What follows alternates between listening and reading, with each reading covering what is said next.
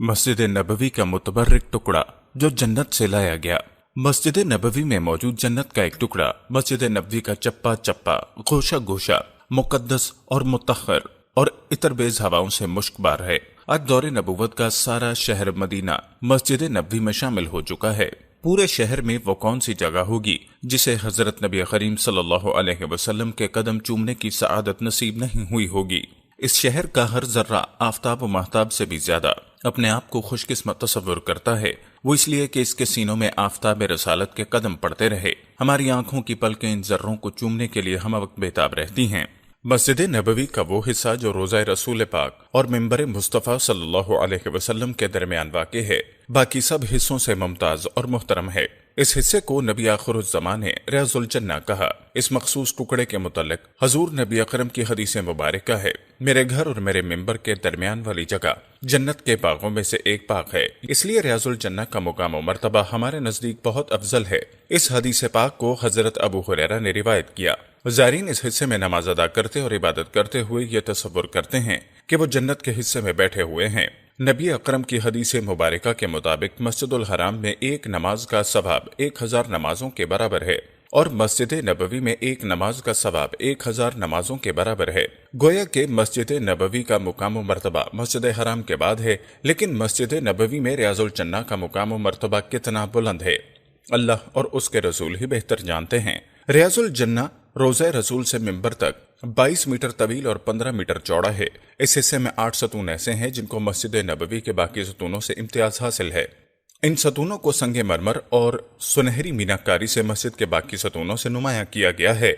ये सतून रोज़ा अनवर की मगरबी दीवार के साथ मुमताज कर दिए गए हैं जो रियाज़ुल जन्ना के अंदर वाक़े हैं। इन मुतबर्रक सतूनों की तफसील अब आपको बताते हैं। सतून खनाना मिंबर रसूल के नजदीक वाक़े है। जब किसी ऊँटनी के बच्चे को माँ से जुदा कर दिया जाए तो वो अपनी मादर के फराक में रोता और बिलकता है। इस आवाज को अरबी में खनाना कहते हैं। दरअसल इस सतून के साथ भी कुछ ऐसा ही वाक़या पेश आया जिसकी वजह से इसे खनाना का नाम दिया गया। मिंबर रसूल के तैयार होने से कबल इस जगह पर खड़े होकर आप सल्लल्लाहु अलैहि वसल्लम उसके तने के साथ टेक लगाकर खुतबा दिया करते, लेकिन जब मिंबर तैयार हो गया तो आप सल्लल्लाहु अलैहि वसल्लम मिंबर पर खड़े होकर खुतबा देने लगे। तब खजूर के दरख्त ने आपके फराक में इस तरह रोना चिल्लाना शुरू कर दिया जिस तरह ऊँटनी का बच्चा रोता और चिल्लाता है। इस दरख्त ने आहोजारी के शोर से सारी मस्जिद को गोया सर पर उठा लिया। ये मंजर देखकर आप सल्लल्लाहु अलैहि वसल्लम मिंबर से नीचे तशरीफ लाए और इस दरख्त पर शफकत से अपना दस्ते मुबारक रखा। दरख्त ने रोना चिल्लाना बंद कर दिया। आपने उसको मुखातिब होकर फरमाया, कयामत में तू मेरे साथ जन्नत में दाखिल होगा। इस दिलासे के बाद उस दरख्त ने रोना चिल्लाना बंद कर दिया। जब खजूर का तना खुश्क हो गया तो उसे उसी जगह दफन करके एक सतून खड़ा कर दिया गया। उसी को खनाना कहते हैं। आप सल्लल्लाहु अलैहि वसल्लम का फरमान है, अगर मैं इस दरख्त को दिलासा न देता तो यह कयामत तक किसी तरह रोता रहता और आहोजारी करता रहता। हुज्जाजे करम और ज़ायरीन इस सतून से खास अकीदत रखते हैं। सतून आयशा रोज़ा रसूल की जानिब से चलें तो रास्ते में आने वाला तीसरा सतून सतून आयशा कहलाता है।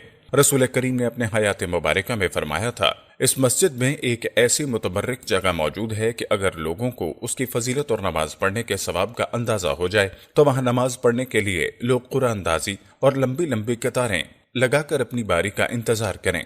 मगर आपने इस जगह की निशानदही नहीं फरमाई। आपके वसाल के बाद असहाब ने हजरत आयशा से दरखास्त की कि उस जगह की निशानदही फरमाए, लेकिन आपने इनकार कर दिया। लेकिन कुछ अरसा गुजरने के बाद हजरत अब्दुल्ला इब्न जुबैर के इसरार पर हजरत आयशा ने उस जगह की निशानदही फरमा दी। उस हदीस के रावी खुद हजरत आयशा ही हैं। हजरत अबू बकर और हजरत उमर उस जगह अक्सर नमाजें अदा फरमाते। इस जगह जो सतून खड़ा किया गया वो हजरत आयशा के नाम से मौसूम है। सतून अबी लुबाबा रोज़ा रसूल के बिल्कुल सामने सतून अबी लुबाबा वाक़े है, जिसे सतून तौबा भी कहते हैं। इस सतून की वजह तस्मिया कुछ इस तरह है कि जब मुसलमान मक्के से हिजरत करके मदीने आए तो वहाँ पहले ही यहूदी काफी तादाद में आबाद थे। मुसलमानों ने उनसे अमन मुआहिदा कर लिया, लेकिन यहूदियों ने मुआहिदे की पासदारी न की और उसे तोड़ दिया। नतीजतन अल्लाह और नबी करीम ने सख्त बरहमी का इजहार किया। अल्लाह की तरफ से हुक्म नाजिल हुआ कि अमन मुआहिदे की हदें पामाल करने वाले यहूदियों को कत्ल कर दिया जाए। हजरत अबी लबाबा मदीने के पुराने रहायशी थे। उनके यहूदी कबीला बनु कुरैज़ा से दोस्ताना बरासम थे। अबी लुबाबा ने यह खबर जल्द ही यहूदियों को बताई और साथ ही गर्दन की तरफ इशारा किया कि अब आपके गले काटे जाएंगे। بعد میں ابی لبابہ کو اپنی اس غلطی کا احساس ہو گیا کہ انہیں ایسا نہیں کرنا چاہیے تھا۔ اپنی اس غلطی پر وہ اتنے شرمندہ ہوئے کہ احساس ندامت سے زمین میں جا گڑے۔ انہوں نے اپنے آپ کو اللہ اور رسول کا مجرم گردانتے ہوئے مسجد نبوی میں ایک درخت کھجور کے ساتھ رسیوں سے باندھ دیا، پھر اللہ کی بارگاہ میں گڑ گڑا کر اپنی غلطی کی معافی مانگنے لگے۔ ان کا کہنا تھا، جب تک اللہ مجھے معاف نہیں کرے گا میں اسی طرح اپنے آپ کو رسیوں سے باندھے رکھوں گا۔ صحابہ کرام نے آپ صلی اللہ علیہ وسلم سے درخواست کی کہ آپ ابی لبابہ کی معافی کے لیے بارگاہ الہی میں دعا فرمائیے۔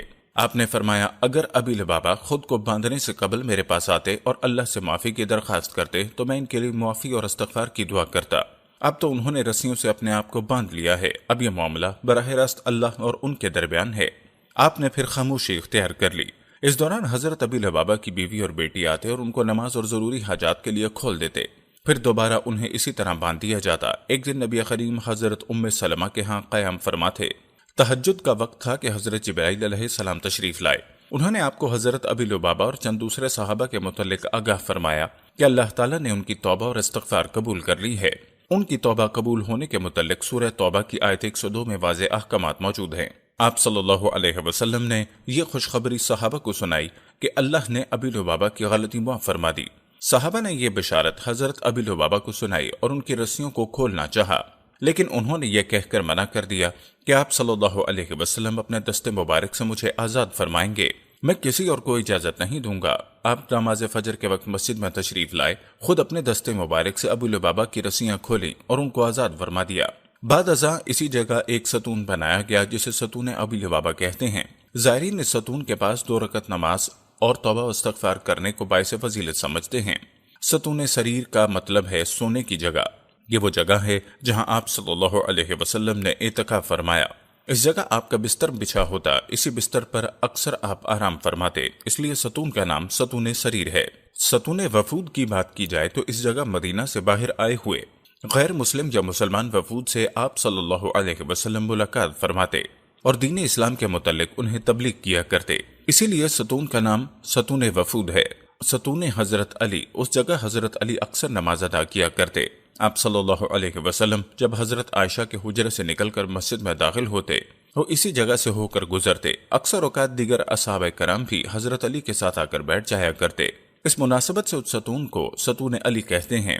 ستون تہجدیہ ستون اصحاب صفہ کے چبوترے کے سامنے اور حضرت فاطمہ کے حجرے کے کونے پر واقع ہے۔ اس جگہ رسول اکرم صلی اللہ علیہ وسلم نماز تہجد ادا فرماتے۔ یاد رہے کہ نماز تہجد آپ صلی اللہ علیہ وسلم پر فرض تھی، اس لیے ستون کا نام ستون تہجد ہے۔ ستون جبرائیل کی بات کی جائے تو اس جگہ سے حضرت جبرائیل داخل ہو کر آقائے دو جہاں کی خدمت میں حاضر ہوا کرتے۔ آج کل یہ ستون روضہ مبارک کی حدود کے اندر آنے کی وجہ سے نظروں سے اوجھل ہے۔